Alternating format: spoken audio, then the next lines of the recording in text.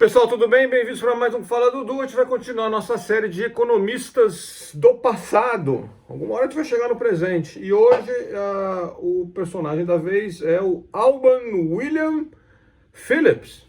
Eu sabia que era William Phillips, não sabia que tinha um Alban, fui descobrir. Agora eu estava fazendo pesquisa para esse vídeo. O Phillips era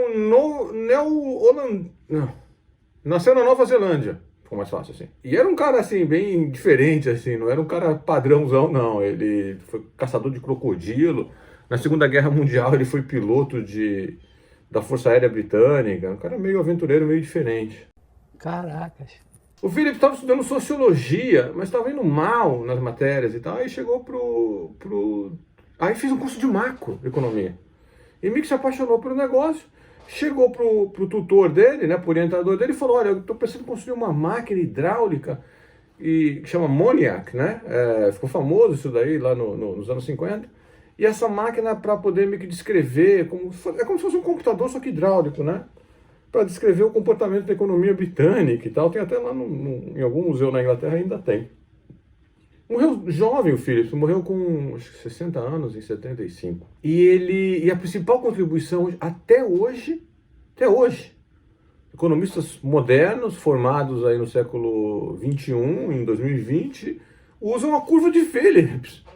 E o que é a curva de Phillips? Então, Phillips, o artigo importante dele, que ficou muito famoso e gerou toda uma literatura sobre inflação e desemprego, e inflação e atividade econômica, foi publicado em 1958. E era um artigo basicamente o seguinte: é um gráfico, o que é importante ali é um gráfico.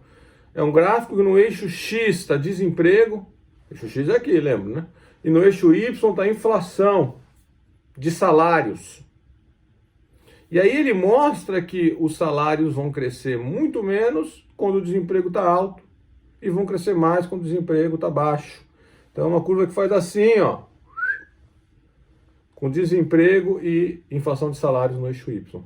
Isso, obviamente, foi rapidamente expandido para ver desemprego com inflação, para ver outras medidas de atividade, a correlação, né, para investigar a correlação de outras medidas de atividade econômica, crescimento do PIB acima do seu potencial, não sei o quê, contra a inflação, e ficou conhecido como a curva de Phillips. Então as pessoas passaram a associar na cabeça delas o seguinte: bom, se a economia está muito aquecida, o desemprego está meio baixo, com o desemprego baixo as pessoas para trabalhar estão pedindo um salário mais alto, o salário aumenta, os preços aumentam, inflação. Então é uma associação que até hoje meio que a gente carrega com os devidos, né, ajustes na cabeça. A economia é muito aquecida, a inflação alta, a economia andando devagar, ou seja, desemprego alto, inflação mais baixa. O Phillips estava fazendo um sucesso tremendo, a curva de Phillips, até chegar aos anos 70. Chega aos anos 70, a gente vê as duas coisas acontecendo ao mesmo tempo: inflação alta e desemprego alto. Mas por quê? Porque a dinâmica do que aconteceu nos anos 70 foi meio que um deslocamento dessa curva. Essa é uma coisa muito importante em qualquer área da economia, entender o que é andar ao longo da curva e um deslocamento da curva, ó, para cima e para baixo. Então a curva de Phillips se desloca porque para o mesmo nível de desemprego, a inflação ficou muito mais alta. Mas o desemprego nos anos 70 também cresce porque tem uma duplicação e depois fica multiplicado por 4. O preço do petróleo dá uma disparada, é a crise do petróleo em 73, 74, depois 79. Isso daí faz com que todos os preços, né, os custos aumentem. Quando o custo de uma empresa aumenta, ela faz duas coisas: ela aumenta o preço dos bens e ela corta a força de trabalho, né? Porque o custo ficou mais alto. Então, para lidar com esse custo mais alto, o que você vai observar quando acontece o que a gente chama de choque adverso de oferta?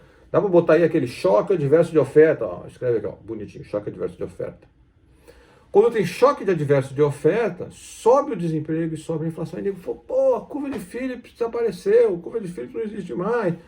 Ele falava que quando o desemprego estava alto, a inflação ia estar baixa. Agora eu estou vendo desemprego alto e inflação alta. Mas a lógica do Phillips não foi destruída por conta desse dado. O que foi é a interpretação ingênua dessa lógica, né?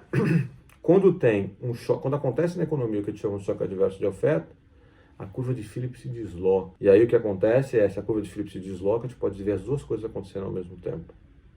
Para terminar, uma década depois do Phillips, vieram outros economistas, a gente vai falar deles num próximo vídeo, e falaram, olha, tudo direitinho, tudo certinho aqui é a curva de Phillips, mas está faltando um termo, que é as pessoas, elas meio que tentam antecipar o que acontece no futuro.